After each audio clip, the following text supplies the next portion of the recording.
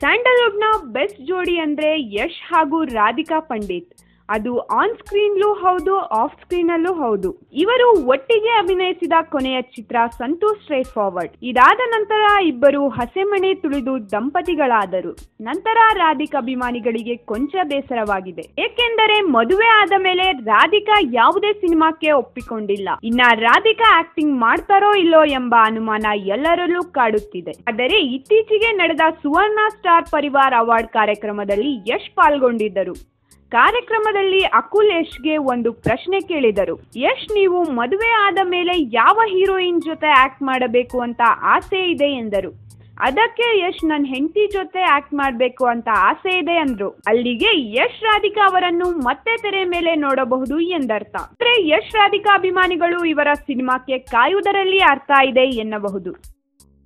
ಸುದ್ದಿ ಇಷ್ಟ ಆದಲ್ಲಿ ವಿಡಿಯೋ ಲೈಕ್ ಮಾಡಿ, ಶೇರ್ ಮಾಡಿ. ಹಾಗೂ ಇದೇ ರೀತಿ ಸಾಕಷ್ಟು ಸ್ಯಾಂಡಲ್ವುಡ್ ಅಪ್ಡೇಟ್ಸ್ಗೆ ನಮ್ಮ KFI ಯೂಟ್ಯೂಬ್ ಚಾನಲ್ನ ಸಬ್ಸ್ಕ್ರೈಬ್ ಮಾಡಿ.